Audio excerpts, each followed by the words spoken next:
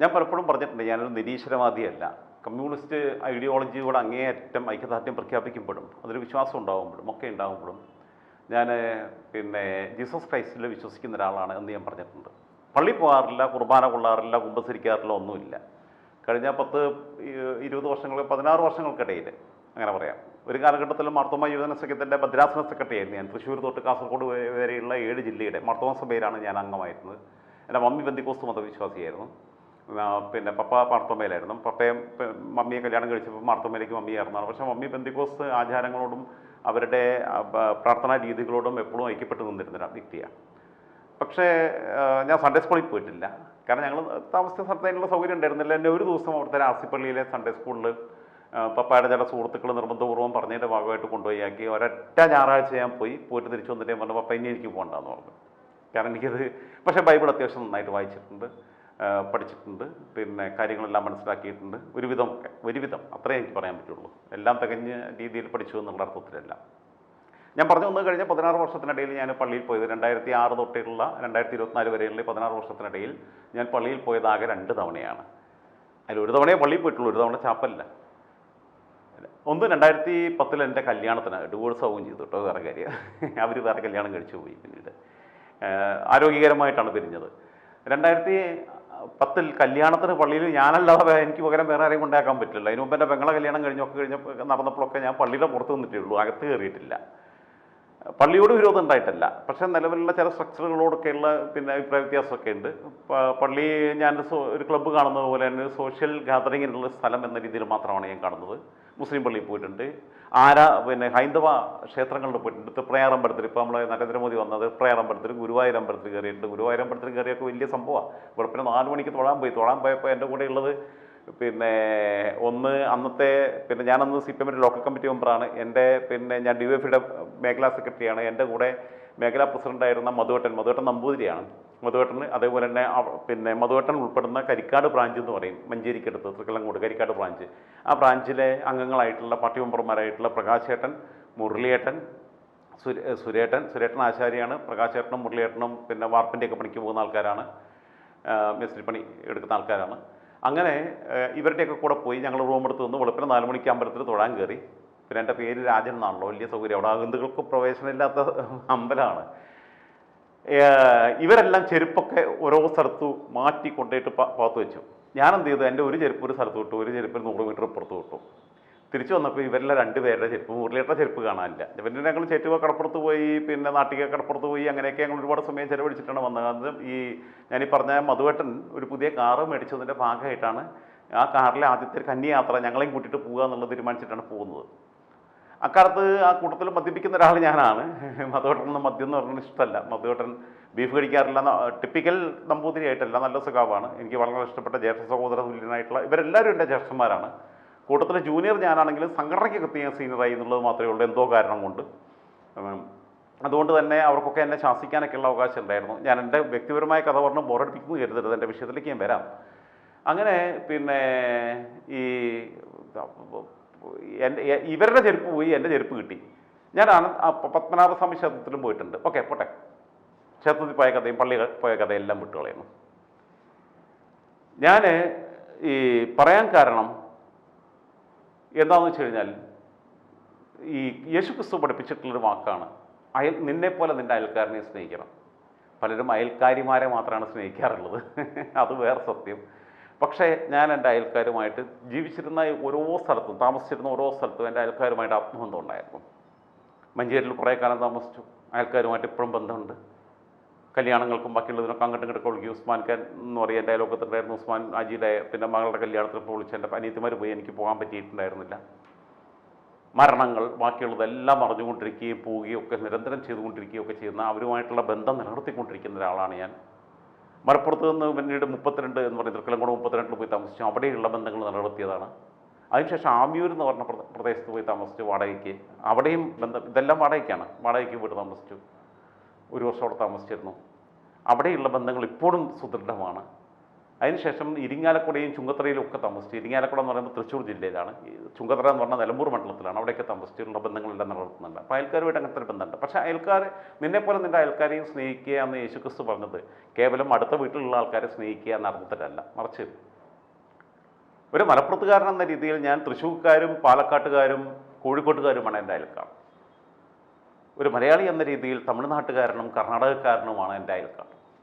ഒരു ഇന്ത്യക്കാരൻ എന്ന രീതിയിൽ പാകിസ്ഥാനികളാണ് എൻ്റെ അയൽക്കാർ. അതുകൊണ്ട് പാകിസ്ഥാനിയെയും നേപ്പാളിയെയും ഭൂട്ടാനിയെയും ഒക്കെ അതേപോലെ തന്നെ സ്നേഹിക്കുന്നത് മനുഷ്യരാണ്. എല്ലാ രാജ്യത്തിൻ്റെ അതിർവരമ്പുകൾക്കും അപ്പുറത്ത് ലോകസമസ്തോ സുഖിനോഭവ എന്ന് പറഞ്ഞ ഒരാശയം പ്രചരിപ്പിച്ച ഒരു നാട്ടിൽ നിന്നുകൊണ്ട് ഞാൻ ഇപ്പോഴും ആത്മാർത്ഥമായി പറയുകയാണ്, എല്ലാ മനുഷ്യരുടെയും വിഷമങ്ങൾക്ക് വേണ്ടിയിട്ടാണ് ഞാൻ പലപ്പോഴും ദൈവത്തോട് പ്രാർത്ഥിക്കാറുള്ളത്. ലോകത്തുള്ള സകല മനുഷ്യനും സമാധാനവും സന്തോഷവും നിറഞ്ഞൊരു ലോകം കൊടുക്കണം, ജീവിതം കൊടുക്കണം എന്ന് മാത്രമാണ് പറയാറുള്ളത്. പെഞ്ചു കുഞ്ഞുങ്ങൾ പിടഞ്ഞു വീണ് മരിക്കുന്ന യുദ്ധങ്ങളുടെ കഥകൾ കേൾക്കുമ്പോൾ മനസ്സ് നോവാറുണ്ട്, ഉറക്കം കെട്ടുപോകാറുണ്ട്, പ്രാർത്ഥിക്കാറുണ്ട്, ഒക്കെയുണ്ട്. എന്തിനാണ് ആ കുഞ്ഞുങ്ങളെ സൃഷ്ടിച്ചതെന്ന് ഞാൻ ചോദിക്കാറുണ്ട് ദൈവത്തോട് നിരസപ്പെടാറുണ്ട്. പറഞ്ഞു വന്നത് അയൽവക്കത്തെ പാകിസ്ഥാനെക്കുറിച്ചാണ്. ഇനി അതിലേക്ക് വരാം, വീണ്ടും ഞാൻ കാടുകയറി പോവുകയാണ്. പാകിസ്ഥാനിലെ കഴിഞ്ഞ ഒരു 5 or 6 പതിറ്റാണ്ട് കാലത്തെ ചരിത്രം എടുത്ത് നോക്കിക്കഴിഞ്ഞാൽ പാകിസ്ഥാനിൽ രാഷ്ട്രീയമായി അസ്ഥിരതയാണ്. പ്രസിഡന്റുമാരെ കൊല്ലുക, ബാക്കിയുള്ളവരെ കൊല്ലുക, പിന്നെ പ്രതികളാക്കുക, ഇവർ നാട് വിട്ടിട്ട് പിന്നെ അന്യരാജ്യത്ത് പോയിട്ട് UK-ലോ UAE-ലോ എവിടെയും പോയിട്ട് താമസിക്കുക. എല്ലാവരും, അത് നവാസ് ഷെരീഫ് ആണെങ്കിലും ബേനസീർ ഭൂട്ടോ ആണെങ്കിലും ഒക്കെ. സിയാവുൾ കൊല ചെയ്യപ്പെട്ടു, ബേനസീർ ഭൂട്ടോയുടെ വാപ്പ ഭൂട്ടോ പിന്നെ കൊല ചെയ്യപ്പെട്ടു. ഇങ്ങനെ രാഷ്ട്രീയമായി അസ്ഥിരത നിലനിൽക്കുന്ന, പട്ടാളത്തിൻ്റെ പരോക്ഷമായ നിയന്ത്രണത്തിൽ മാത്രം നിൽക്കുന്ന, ജനാധിപത്യം എന്ന് പറയുന്നത് കേവലം ഒരു പറച്ചിൽ മാത്രമായിട്ടുള്ള രാജ്യമാണ് പാകിസ്ഥാൻ. ഇന്ത്യക്കൊപ്പം സ്വാതന്ത്ര്യം നേടിയ രാജ്യമാണ് പാകിസ്ഥാൻ. ഇപ്പോൾ സാമ്പത്തികമായിട്ടൊക്കെ തകർന്നു നിൽക്കുകയാണ്. രാഷ്ട്രീയമായിട്ട് ഏത് സമയത്തും അസ്ഥിരാവസ്ഥയുണ്ട്. സംഘർഷഭരിതമായ സാഹചര്യങ്ങളിലൂടെ കടന്നു പോവുകയാണ് ആ രാജ്യം. ഇന്ത്യയിൽ നിന്ന് വേർപെട്ട് നന്നായി നിർത്തിയാണ്, ഇതും കൂടി നമ്മൾ തല്ലിരിക്കുകയായിരുന്നു. എന്തായിരുന്നാലും പാകിസ്ഥാനിലെ ഭരണകൂടം പ്രതിസന്ധിയിൽ അകപ്പെടുന്ന സമയത്ത് എല്ലാ കാലത്തും ഇന്ത്യയുടെ അതിർത്തിയിൽ ഒരു തോണ്ടലും ഉണ്ട്, എന്നിട്ടൊരു വെടിവെപ്പുണ്ടാവും. അപ്പം എന്ന് വെച്ചാൽ അവിടുത്തെ ആഭ്യന്തര പ്രശ്നങ്ങൾ തൽക്കാലം മൂടി വെക്കാനായി ഈ യുദ്ധത്തിലേക്ക് ശ്രദ്ധ കേന്ദ്രീകരിച്ചു, വാർത്തകൾ അതിനെ കേന്ദ്രീകരിച്ചു വന്നു. ഇൻ്റർനാഷണൽ മീഡിയാസിൽ മാത്രമല്ല, അവരുടെ പിന്നെ ആഭ്യന്തര രാഷ്ട്രീയത്തിനകത്തും ചർച്ചാ വിഷയം ഈ യുദ്ധമായിരിക്കും. കാരണം ഇന്ത്യയുമായിട്ട് ഫൈറ്റിലാണ്. അപ്പോൾ ഈ ബാക്കിയുള്ള പ്രശ്നങ്ങൾ മൂടിപ്പോവും. ഏത് വിഷയത്തിലും ഒരു ക്രൈസിസിലാവുന്ന, ഭരിക്കുന്ന ഗവൺമെൻറ് ക്രൈസിസിലാവുമ്പോൾ എവിടെയെങ്കിലും ഒരു നുഴഞ്ഞുകയറ്റം അല്ലെങ്കിൽ എവിടെയെങ്കിലും ഒരു തോണ്ടൽ അല്ലെങ്കിൽ ഒരു വെടിവെപ്പ് ഉണ്ടാക്കും, ശ്രദ്ധ ഡൈവേർട്ട് ചെയ്യാൻ വേണ്ടിയിട്ടാണ്. എനിക്ക് തോന്നുന്നത് കാരണഭൂതനം സമാനമായ മനോഗതിയുള്ള ഒരാളാണ്. പൂക്കോട് വെറ്റിനറി കോളേജിലെ സിദ്ധാർത്ഥൻ എന്ന് പറയുന്ന 21 വയസ്സുള്ള ചെറുപ്പക്കാരൻ്റെ കൊലപാതകത്തിന് പിന്നിൽ, ആ കൊലപാതകം യഥാർത്ഥ സമയത്ത് മറച്ചു വെച്ചതിൻ്റെ പിന്നിൽ, ആൾക്കൂട്ട വിചാരണ നടന്നിട്ടോ ആ വാർത്ത പുറത്തേക്ക് എത്താതിരുന്നതിൻ്റെ പിന്നിൽ കാരണഭൂതൻ്റെ ഓഫീസിന് നേരിട്ട് പങ്കുണ്ടോ എന്നുള്ളത് സംശയിക്കപ്പെടേണ്ടതാണ്. കാരണം കാരണഭൂതൻ ക്രൈസിസിലായ സമയമായിരുന്നു. കാരണഭൂതൻ്റെ മകള് വീണ ഈ കണ്ട തോന്നിവാസം മുഴുവൻ നടത്തിയിട്ട് ഒരു ലോക ഫ്രോഡിനെയാണ് കല്യാണം കഴിച്ചിരിക്കുന്നത്. രണ്ടാമതെ അവൻ്റെ കഥ മുഴുവൻ എനിക്കറിയാം. റിയാസിൻ്റെ പറയിപ്പിക്കരുത് എന്നുള്ളതേ ഉള്ളൂ. ഇവരൊക്കെ കൊട്ടേഷൻ കൊടുക്കും എനിക്കെതിരെ. എനിക്ക് നടക്കണമെങ്കിൽ നടക്കട്ടെ, അത്രയേ ഉള്ളൂ.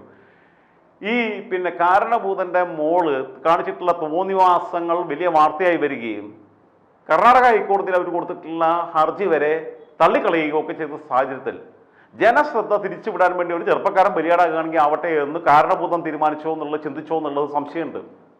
കാരണം സമാനമായ ചില അനുഭവങ്ങൾ നമ്മുടെ മുമ്പിൽ സമീപകാലത്ത് സംഭവിച്ചിട്ടുണ്ട്. ഒന്ന് നിങ്ങൾ ആലോചിച്ച് നോക്കൂ. ഗവർണർ ആരിഫ് മുഹമ്മദ് ഖാൻ ഇവർക്കെതിരെ വളരെ ശക്തമായ നിലപാടെടുക്കുകയും ഗവർണർക്കെതിരെ ഇടുക്കി ജില്ലയിൽ ഹർത്താൽ പ്രഖ്യാപിക്കുകയും ബന്ദ് പ്രഖ്യാപിക്കുകയും പ്രതിഷേധം നടത്തുകയൊക്കെ ചെയ്യുന്ന സമയത്ത് ഗവർണർ അതേ ദിവസം വ്യാപാരി വ്യവസായി ഏകോപന സമിതിയുടെ പരിപാടിയിൽ മുഖ്യാതിഥിയായി ഇടുക്കി ജില്ലയിലെത്തി. അതൊരു വലിയ വാർത്തയായിരുന്നു. ആ വാർത്ത മുക്കാൻ വേണ്ടിയിട്ട് അതേ ദിവസം തന്നെ ഇവരെന്ത് ചെയ്തു? യൂത്ത് കോൺഗ്രസിൻ്റെ സംസ്ഥാന അധ്യക്ഷൻ, എൻ്റെ പ്രിയ സഹോദരൻ, വളരെ എനിക്ക് സ്നേഹവും ഇഷ്ടമുള്ള ആൾക്കാരാണ്. യൂത്ത് കോൺഗ്രസിൻ്റെ സംസ്ഥാന പ്രസിഡന്റ് പിന്നെ രാഹുൽ മാങ്കൂട്ടത്തിലാണെങ്കിലും, അതേപോലെ തന്നെ യുവമോർച്ചയുടെ സംസ്ഥാന പ്രസിഡന്റ് പ്രഫുൽ കൃഷ്ണയാണെങ്കിലും ഒക്കെ വളരെ വളരെ അങ്ങേയറ്റം സ്നേഹത്തോടെയും ആദരവോടും കൂടി ഞാൻ കാണുന്നവരാണ്. കാരണം വളരെ ഡൗൺ ടു എർത്താണ്. നമ്മളുമായിട്ടൊക്കെയുള്ള വ്യക്തിബന്ധങ്ങളെ ഒരു ലാഭേച്ഛയും പ്രതീക്ഷിക്കാതെ അങ്ങേയറ്റം ആത്മാർത്ഥമായി കൊണ്ടുനടക്കുന്നവരാണ്. എപ്പോഴും ഒരു വെളിപ്പുറത്തുള്ളവരാണ്. എപ്പോഴും എന്ത് കാര്യവും സംസാരിക്കാനും തർക്കിക്കാനും എതിരഭിപ്രായങ്ങൾ അറിയിക്കാനും അവസരം നൽകുന്നവരാണ്. ഞങ്ങൾ തമ്മിൽ വിളിച്ചു കഴിഞ്ഞാലൊക്കെ പിന്നെ പലപ്പോഴും എതിരഭിപ്രായം പറയാനാണ് വിളിക്കുക. അത്രയും എനിക്കിഷ്ടപ്പെട്ട യുവജന രാഷ്ട്രീയത്തിൽ നിന്ന് എനിക്ക് ഏറ്റവും ഇഷ്ടപ്പെട്ട 2 പേരാണ് ഇവർ 2 പേരും. അതോ പോട്ടെ, രാഹുൽ മാങ്കൂട്ടത്തലിനെ വെളുപ്പിനെ പിടിച്ചിട്ട് പോലീസ് പോയിട്ട് വീട്ടിൽ പോയിട്ട് നാടകീയമായി അറസ്റ്റ് ചെയ്തു. രാഹുലിനെ സ്റ്റേഷനിലേക്ക് വിളിപ്പിച്ചാൽ വരുമെന്നേ. ഇവർ അറസ്റ്റ് ചെയ്യാൻ വേണ്ടിയിട്ട് ഇത്ര വലിയ ബലപ്രയോഗം നടത്തേണ്ട ആവശ്യമില്ല. പക്ഷെ നാടകീയമായ സംഭവങ്ങൾ ഉണ്ടാക്കിയതിൻ്റെ പിന്നിൽ ഗവർണറുടെ യാത്രയ്ക്ക് വാർത്താ പ്രാധാന്യം കിട്ടരുത് എന്ന ഉദ്ദേശമായിരുന്നു. പി ശശി എന്ന് പറയുന്ന കേരളത്തിലെ ഏറ്റവും വലിയ കോഴി ആണ് കാരണഭൂതൻ്റെ ഓഫീസ് ഭരിക്കുന്നത്. അവിടെ നിന്നുള്ള നിർദ്ദേശപ്രകാരമാണ് ഈ ബുദ്ധി കേന്ദ്രങ്ങളെല്ലാം കൂടി ആലോചിച്ചിട്ട് ഓക്കെ ഗവർണറുടെ യാത്രയ്ക്ക് മൈലേജ് കിട്ടരുത്, അതിന് വാർത്താ പ്രാധാന്യം കിട്ടരുത് എന്നാൽ രാഹുൽ മാങ്കൂട്ടത്തിനാണ് പിടിച്ചത്. പിന്നെ ചാനലുകൾ മുഴുവൻ അതിൻ്റെ പുറകെ പോകും. മലയാളികൾ മുഴുവൻ 3.5 കോടി മലയാളികളും ആ വാർത്ത കൊണ്ടുകൊണ്ടിരിക്കും. മറ്റേ വാർത്ത ഇപ്പം മുങ്ങിപ്പോവും. ഈ പണിയെടുത്തത് നമ്മളല്ല, പാകിസ്ഥാൻ ചെയ്യുന്ന അതേ പണി. ഇപ്പോൾ ഈ പിന്നെ എന്തൊക്കെയാണ് ഈ കാരണഭൂതൻ കാണിച്ചു കൂട്ടിയിട്ടുള്ളത്? കാരണഭൂതൻ അത്ര വലിയ നല്ല ചരക്കാന്ന് കരുതുന്നുണ്ടോ? കാരണഭൂതൻ 96-ൽ സുശീല ഗോപാലൻ എന്ന് പറയുന്ന AK ഗോപാലന്റെ ഭാര്യ മുഖ്യമന്ത്രി ആവേണ്ടുന്ന സാഹചര്യത്തിൽ VS അച്യുതാനന്ദനെ ഉപയോഗിച്ചുകൊണ്ട് ആ സംസ്ഥാന കമ്മിറ്റിക്കകത്ത് അട്ടിമറി നടത്തി വിജയിപ്പിച്ച ആളാ കാരണഭൂതനും മരിച്ചുപോയ കോടിയേരി ബാലകൃഷ്ണൻ ഒക്കെ അതിൽ കൂട്ടുപ്രതികളാണ്. VSനെ ഇവർ തെറ്റിദ്ധരിപ്പിച്ചു. VS എന്ന് വെച്ചാൽ അടുത്ത അണികൾ വിശ്വസ്തരായ പ്രവർത്തകർ പറയുന്ന കാര്യങ്ങളെല്ലാം കേൾക്കുമായിരുന്നു. പിന്നെ ഇവരെ തനിനിറം മനസ്സിലാക്കിയപ്പോഴാണ് VS തിരിഞ്ഞു നിന്നത് പിണറായിക്കെതിരെ. കാരണഭൂതൻ ഉൾപ്പെടെയുള്ളവരുടെ താല്പര്യപ്രകാരം അന്ന് സുശീല ഗോപാലൻ മുഖ്യമന്ത്രി ആവേണ്ടുന്ന സമയത്ത് പൊളിറ്റ് ബ്യൂറോയുടെ നിർദ്ദേശം അതായിരുന്നു, സംസ്ഥാന കമ്മിറ്റിക്കകത്ത് വന്നിട്ടുള്ള നിർദ്ദേശം അതായിരുന്നു, സംസ്ഥാന സെക്രട്ടറി അംഗീകരിച്ച നിർദ്ദേശം. സംസ്ഥാന കമ്മിറ്റിക്കകത്ത് എത്തിയപ്പോൾ ഇപ്പുറത്ത് EK നായനാരെ ചൂടുപിടിപ്പിച്ച്, EK നായനാർ എന്ന് പറയുന്നത് കേരളം കണ്ട ഏറ്റവും വലിയ അധികാരമോഹികളുള്ള ഒരാളാണ്. കരുണാകരനൊന്നുമല്ല. കരുണാകരൻ്റെ നിലപാടുണ്ട്, നായനാർ എവിടെയും മുട്ടുവളയ്ക്കും. അതുവരെ പോരടിച്ചു നിന്ന VSന്റെ മുമ്പിൽ ഓച്ചാനിച്ചു നിന്ന് VS പറഞ്ഞതിനനുസരിച്ച് മുഖ്യമന്ത്രി സ്ഥാനത്ത് VSനെ കൊണ്ട് പറയിപ്പിച്ചത് ഇവരാണ്, കാരണഭൂതൻ ഉൾപ്പെടെയുള്ളവരാ. അങ്ങനെ സംസ്ഥാന കമ്മിറ്റിക്കകത്ത് സുശീല ഗോപാലിന്റെ പേര് വന്നപ്പോൾ ഇദ്ദേഹം മുഖ്യമന്ത്രി സ്ഥാനത്തേക്ക് ക്ലെയിം ചെയ്യുകയും സംസ്ഥാന കമ്മിറ്റിക്കകത്ത് തെരഞ്ഞെടുപ്പ് നടക്കുകയും അങ്ങനെ EK നായനാർ മുഖ്യമന്ത്രി ആവുകയും ചെയ്തു. സംസ്ഥാന കമ്മിറ്റിയിൽ ഭൂരിപക്ഷം കിട്ടി. കാരണം പിണറായി, കോടിയേരി ഉൾപ്പെടെയുള്ള യുവ നേതൃത്വം VSനെ കൊണ്ട് ചെയ്യിപ്പിക്കുകയും VSന് അനുകൂല VS എന്ന് പറഞ്ഞു കഴിഞ്ഞാൽ സംസ്ഥാന കമ്മിറ്റിക്കകത്ത് അവസാനത്തെ വാക്കാ. EMS ജീവിച്ചിരിക്കുന്ന കാലത്താണ്. EMS സുശീല ഗോപാലൻ വരണമെന്നാണ് പറഞ്ഞത്. പക്ഷേ EMSനെ പാലക്കാട് സമ്മേളനത്തിൽ വെട്ടി മൂലക്കാക്കാൻ നോക്കിയതല്ലേ, തോപ്പിക്കാൻ നോക്കിയതല്ലേ. ഈ പറയുന്ന കാരണഭൂതൻ ഉൾപ്പെടെയുള്ള ഒരു പങ്കാണല്ലേ. കാരണഭൂതനും പിന്നെ ഇപ്പോൾ ഉള്ള മന്ത്രിസഭയിലുള്ള ശിവൻകുട്ടിയും പിന്നെ ഇപ്പൊ പത്തനംതിട്ടയിൽ മത്സരിക്കുന്ന ഐസക്കും ഉൾപ്പെടെയുള്ളവർ മുഴുവൻ അതിൽ കൂട്ടുപ്രതികളാണ്. ഏറ്റവും കൂടുതൽ കൊല്ലത്ത് സമ്മേളനം നടന്നപ്പോൾ വോട്ട് കിട്ടിയത് പാലോളിക്ക്. അന്നും EMSന് വോട്ട് കുറവ്. പാലക്കാട് സമ്മേളനത്തിൽ EMSനെ സ്റ്റേറ്റ് കമ്മിറ്റിയിൽ നിന്ന് പുറത്താക്കിയെന്നത് പാർട്ടി സ്ഥാപിച്ചതിന് പ്രധാനപ്പെട്ട പങ്കുവഹിച്ച ജീവിച്ചിരുന്ന അവസാനത്തെ ആളാണ്. അയാളെ എങ്ങനെയും ചവിട്ടി പുറത്താക്കുക എന്നുള്ളതായിരുന്നു. പാർട്ടി സംസ്ഥാന കമ്മിറ്റിയിൽ പുറത്താക്കാനുള്ള ശ്രമം നോക്കിയത് അവർ വെട്ടി മൂലയ്ക്കാക്കാൻ. പ്രതിനിധികളുടെ ബഹുഭൂരിപക്ഷത്തിലും അദ്ദേഹത്തോട് കമ്മ്യൂണിസ്റ്റ് കൂറുള്ളതുകൊണ്ട് അത് വിജയിച്ചില്ല എന്ന് മാത്രം. കാരണം ഇവരുടെ ഗ്രൂപ്പിൽപ്പെട്ടവർ തന്നെ ഇവർ പറഞ്ഞ തിട്ടൂരം അനുസരിക്കാതെ അപ്പുറത്ത് വോട്ട് കൊടുത്തു. അതുകൊണ്ട് ഓരോ കളികൾ നടന്നു. അതേപോലെ തന്നെ ഈ 96-ൽ പിന്നെ നായനാർ മുഖ്യമന്ത്രിയാവുന്ന സമയത്ത് നായനാർ പാർട്ടി സംസ്ഥാന സെക്രട്ടറി സ്ഥാനത്തേക്ക് സഖാവ് രവീന്ദ്രനാഥിന്റെ പേരാണ് ഉയർന്നു വന്നത്. CIT സംസ്ഥാന സെക്രട്ടറി ആയിരുന്നു, പാർട്ടിയുടെ കേന്ദ്ര കമ്മിറ്റി അംഗമായിരുന്നു, ഒക്കെ ആയിരുന്നു. അടിയുറച്ച ട്രേഡ് യൂണിയൻ നേതാവാണ്. അദ്ദേഹത്തിന്റെ പേര് വന്നപ്പോൾ അദ്ദേഹത്തിനെതിരെ ചടയൻ ഗോവിന്ദനെ കൊണ്ടു. ചടയൻ ഗോവിന്ദൻ നല്ല സഖാവായിരുന്നു കേട്ടോ, എനിക്കതിൽ സംശയമൊന്നുമില്ല. പക്ഷേ KN രവീന്ദ്രനാഥ് കുറച്ചുകൂടെ യോഗ്യനായിരുന്നു, വരേണ്ടതായിരുന്നു, ഒരു ടേം കിട്ടേണ്ടതായിരുന്നു. അപ്പോൾ ഇവർ അവിടെ കൊണ്ടുവന്നിട്ട് ചടയൻ ഗോവിന്ദനെ നിർത്തി, അതും മത്സരം നടന്നു. മുഖ്യമന്ത്രി സ്ഥാനത്തേക്ക് നായനാർ മത്സരിക്കുമ്പം കേരളത്തിലെ കമ്മ്യൂണിസ്റ്റ് പാർട്ടിയുടെ ചരിത്രത്തിലെ ഏറ്റവും തലമുതിർന്ന നേതാക്കന്മാരിൽ ഒരാളായ ബീഡി തൊഴിലാളിയായി രാഷ്ട്രീയ ജീവിതം, പൊതുജീവിതം ആരംഭിച്ച കണ്ണൂരിലെ മുതിർന്ന സഖാവ് C കണ്ണേട്ടൻ, അന്ന് സ്റ്റേറ്റ് കമ്മിറ്റിയിൽ ഏറ്റവും മുതിർന്ന നേതാവാണ്. C കണ്ണേട്ടൻ പറഞ്ഞു, നായനാരെ നിങ്ങൾ നിൽക്കരുത്, നിങ്ങൾ മാറി നിൽക്കണം എന്ന് പറഞ്ഞു. പിണറായി നിങ്ങൾ ചെയ്യുന്നത് ശരിയല്ല, ഇത് തെറ്റാണ്, സുശീല വരട്ടെ എന്ന് പറഞ്ഞു. അപ്പം നായനാർ കൊടുത്ത മറുപടി ഇവരുടെ എല്ലാം ഈ പിന്നെ ആവേശത്തള്ളിച്ചയിലും ഇവരുടെ എല്ലാം പിന്നെ എന്താ പറയുക ഈ കാതിലോതി കൊടുത്ത പിന്നെ വാർത്തകളുടെയും അടിസ്ഥാനത്തിൽ അദ്ദേഹം പറഞ്ഞു, എന്നെ നിങ്ങളങ്ങനെ സ്നേഹിച്ച് നക്കിക്കൊല്ലാൻ നോക്കണ്ട, എന്നെ നെക്കിക്കൊല്ലുന്നവരോട് ഞാൻ പിന്നെയും കൂടെ നിൽക്കുമെന്ന് പറഞ്ഞു. അങ്ങനെയാണ് VSും നായനാരും പിണറായിയും കോടിയേരിയും ഒക്കെ കൂടെ ഒരുമിച്ച് നിന്നിട്ട് ഇദ്ദേഹം മുഖ്യമന്ത്രിയാവുന്നത്. ഞാൻ പറഞ്ഞല്ലോ, ഓഭരതൻ മുമ്പൊരിക്കൽ പറഞ്ഞിട്ടുണ്ട്. വടകര മണ്ഡലം KP ഉണ്ണികൃഷ്ണന്റെ കുത്തകയായിരുന്ന വടകര മണ്ഡലം KP ഉണ്ണികൃഷ്ണൻ ഇടതുമുന്നണിയിൽ നിന്ന് വിട്ടുപോയ സമയത്ത് പിടിച്ചെടുക്കാൻ വേണ്ടി നിയോഗിതനായ CIT നേതാവ് ഭരതനെ പാർട്ടിയിൽ ഒരു മൂലക്കിരുത്തിയതിൽ ഈ പറയുന്ന കാരണഭൂതന് പ്രധാനപ്പെട്ട പങ്കുണ്ട്. ഞാൻ പറഞ്ഞല്ലോ, കാരണഭൂതന്റെ കൈകളിൽ അത്രയധികം സഖാക്കളുടെ ചോര പുരണ്ടിട്ടുണ്ട്. അവരെ ജീവിതത്തിനകത്ത് കൈയിട്ട് നശിപ്പിച്ചവനാണ് കാരണഭൂതൻ. ആ ഭരതനെ മൂലയ്ക്കാക്കി പി ഗോവിന്ദപിള്ള, ഇപ്പോഴത്തെ ശിവൻകുട്ടിൻ്റെ അമ്മായപ്പനാ, PKVയുടെ അളിയനാ പഴയ മുഖ്യമന്ത്രി. പി ഗോവിന്ദപിള്ള സംസ്ഥാന കമ്മിറ്റിയിൽ ഇരിക്കുമ്പോൾ അദ്ദേഹം ഒരു അഭിമുഖത്തിനകത്ത് ജോഡി ലൂക്കോസിന് കൊടുത്തിട്ടുള്ള അഭിമുഖത്തിനകത്ത്, ഭാഷാഭൂഷണിക്കകത്ത്, ഇപ്പോൾ മനോരമ ന്യൂസിൻ്റെ ഹെഡാണ് അദ്ദേഹം, അഭിമുഖത്തിനകത്ത് കൃത്യമായ ചില രാഷ്ട്രീയ കാര്യങ്ങൾ പോയിന്റ് ബൈ പോയിന്റ് ആയി പറഞ്ഞിട്ട് ആ അഭിമുഖത്തിൻ്റെ പൂർണ്ണരൂപം വായിച്ചിട്ടുള്ള ആളാണ് ഞാൻ. വളരെ കൃത്യമായ രാഷ്ട്രീയ നിരീക്ഷണങ്ങൾ നടത്തിയതിൻ്റെ പേരിൽ ഈ വിവരമില്ലാത്ത ഈ തെമ്മാടി കൂട്ടം സംസ്ഥാന കമ്മിറ്റിക്കകത്ത് ചർച്ച നടത്തിയിട്ട് അദ്ദേഹത്തെ സംസ്ഥാന കമ്മിറ്റിയിൽ നിന്ന് എടുത്തിട്ട് ബ്രാഞ്ചിലേക്ക് മാറ്റി. പുല്ലുവഴിയിലേക്കുള്ള വീട്ടിൽ, അദ്ദേഹത്തിൻ്റെ വീട് അവിടെയാണ്. സംസ്ഥാന കമ്മിറ്റി യോഗം കഴിഞ്ഞിട്ട് ഒരു ബാഗും തോളിലിട്ട് മുണ്ടും മടക്കി കുത്തി നടന്നു പോകുന്ന പിൻഭാഗത്തു നിന്നുള്ള പി ഗോവിന്ദപിള്ളയുടെ ചിത്രം ഇന്നും മലയാളികൾ മുഴുവൻ മറന്നിട്ടുണ്ടോ എന്ന് എനിക്കറിയില്ല. കമ്മ്യൂണിസ്റ്റുകാരെന്തായാലും മറന്നിട്ടുണ്ടാവില്ല. ഞാൻ കമ്മ്യൂണിസ്റ്റുകാരനാണ്, ഞാൻ മറന്നിട്ടില്ല. ഇങ്ങനെയുള്ള തോന്നിയാസങ്ങൾ മുഴുവൻ കാണിച്ച ഇദ്ദേഹം ജി സുധാകരൻ, ആലപ്പുഴയിലെ ജി സുധാകരൻ കാരണഭൂതന്റെ വലങ്കയ്യായും നാവായും ഒക്കെ അദ്ദേഹത്തിന് വേണ്ടി ചാവേറായിട്ട് നിന്നൊരു വ്യക്തിയാണ്. ആ ജി സുധാകരനെ SDPIക്കാരുടെ ഓമനപുത്രനായിട്ടുള്ള സലാം ഉൾപ്പെടെയുള്ളവർ മൂലക്കിരുത്താൻ നോക്കിയപ്പോൾ അതിന് കൂട്ടുന്നില്ലേ, സംസ്ഥാന കമ്മിറ്റി നിന്ന് പുറത്താക്കി. ഇയാൾക്ക് പ്രായാധിക്യൊന്നും ബാധകമല്ല. ജി സുധാകരനേക്കാൾ പ്രായമുണ്ട് കാരണഭൂതന്. കാരണഭൂതൻ സ്റ്റേറ്റ് കമ്മിറ്റി തുടരാം, പോളിറ്റ് ബ്യൂറോയിൽ തുടരാം, മുഖ്യമന്ത്രിയായിട്ട് തുടരാം, 2ാം ടേം ആവാം. ബാക്കിയുള്ളവർക്ക് 2ാം ടേം പാടില്ല, ശൈലജ ടീച്ചർക്ക് പാടില്ല, എനിക്കെല്ലാം ആവാം, മറ്റുള്ളവർക്കൊന്നും പാടില്ല. 1970 MLA ആയ ആളാ കാരണഭൂതൻ. എത്ര തവണ, 5ഓ 6ഓ തവണ MLA ആയിട്ടുണ്ട് അദ്ദേഹം. മന്ത്രിയായിട്ടുണ്ട് 96-ൽ, സംസ്ഥാന സെക്രട്ടറി ആയിട്ടുണ്ട്. ഏറ്റവും ദീർഘകാലം സംസ്ഥാന സെക്രട്ടറി ആയിരുന്ന ആളാണ്. ഇയാൾക്ക് ഇതൊന്നും ബാധകമല്ല, ലോകത്തുള്ള ഒരു നിയമം ബാധകമല്ല. ബാക്കിയുള്ളവർക്ക് 2 ടൈം MLA ആയവർക്ക് വീണ്ടും സീറ്റില്ല. എന്നാൽ 2 ടൈം MLA ആയ 5 ടൈം MLA ആയ ആളെ കെ രാധാകൃഷ്ണൻ ഇപ്പോൾ പാർലമെന്റിൽ നിർത്തണം. എന്തുകൊണ്ട് നിയമമാണ് എനിക്ക് മനസ്സിലാവുന്നില്ല. എന്തായിരുന്നാലും ഒരു കാര്യം പറയാം, സിദ്ധാർത്ഥൻ എന്ന് പറയുന്ന ചെറുപ്പക്കാരെ കൊല്ലിച്ചതിന് പിന്നിൽ കാരണഭൂതന്റെ ഓഫീസിന് പങ്കുണ്ടോ എന്നുള്ളതാണ് അന്വേഷിക്കേണ്ടത്. വിഷയം മാറി, ജയിലിൽ കിടക്കുന്ന ഏതോ പിള്ളേരാ. ഇയാളുടെ മോള് വീണയുടെ വിഷയം ഇപ്പം ചർച്ച ചെയ്യപ്പെടുന്നില്ല. ആലോചിച്ച് നോക്കണം നിങ്ങൾ. വിവേകിനെ ലണ്ടനിൽ കൊണ്ടിട്ട് സ്പോൺസർ ചെയ്ത് പഠിപ്പിച്ചത് സമീർ കെന്റെ, ഖത്തറിലുള്ള CPMന്റെ നേതാവ് സമീർ കെയുടെ ജ്യേഷ്ഠനാണ് കൊണ്ടുപോയി പഠിപ്പിച്ചതെന്നുള്ളത് ഞാൻ മുമ്പൊരിക്കൽ പറഞ്ഞിട്ടുണ്ട്. വ്യക്തിപരമായി എനിക്കറിയുന്ന വിഷയങ്ങളാണ്. എന്ത് യോഗ്യത ഉണ്ട്, അടിസ്ഥാന യോഗ്യത, എന്ത് ബിസിനസ് അവർ നടത്തണേ? മെറിറ്റിൽ അഡ്മിഷൻ കിട്ടാതിരുന്ന ഒന്നിനും കൊള്ളാത്തൊരു മുതലാണെന്ന് ഈ വീണ. എന്നിട്ട് അമൃതാനന്ദമായിട്ട് കാല് പിടിച്ചിട്ട് അത് ഞാൻ അടുത്ത സ്റ്റോറിയിൽ പറയാം വിശദമായിട്ട്. എന്തായിരുന്നാലും ഒരു കാര്യം ഞാൻ വീണ്ടും പറയുകയാണ്, കേരളീയ സമൂഹം ജാഗ്രതയോടുകൂടി ശ്രദ്ധിക്കേണ്ടിയിരിക്കുന്നു. മാധ്യമങ്ങൾ ജാഗ്രതയോട് കൂടിയിട്ട് ഇതിനെ ഫോളോ അപ്പ് നടത്തേണ്ടിയിരിക്കുന്നു.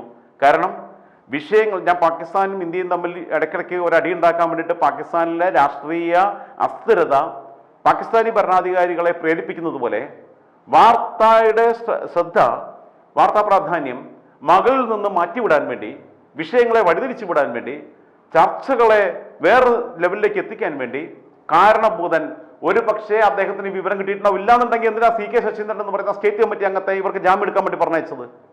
ഇവർക്ക് കൈപ്പൊള്ളുന്നേ. ഇവർ ചെയ്യുന്നതല്ലെങ്കിൽ പിന്നെ എന്താ അയാളെ പറഞ്ഞയക്കണേ? സ്റ്റേറ്റ് കമ്മിറ്റി എങ്ങനെ പോണേ? സ്റ്റേറ്റ് നേതൃത്വം അറിയാതെ പോവോ? കാരണഭൂതൻ അറിയാതെ പോവോ? കാരണഭൂതൻ എന്ന് പറയുന്ന ഇയാൾ സത്യം പറഞ്ഞ കേരളത്തിലെ എല്ലാ നഷ്ടത്തിൻ്റെയും കാരണഭൂതൻ ഈ കാരണഭൂതനാണ്.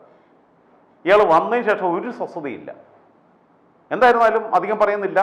വീണയുടെ വിദ്യാഭ്യാസവുമായി ബന്ധപ്പെട്ട കഥകളുമായി അടുത്ത ഒരു സ്റ്റോറിയിൽ ഞാൻ വരുന്നതാണ്. നാളെ തന്നെ വരും എന്ന് പ്രേക്ഷകരോട് ഉറപ്പ് നൽകിക്കൊണ്ട് തൽക്കാലം അവസാനിപ്പിക്കുന്നു.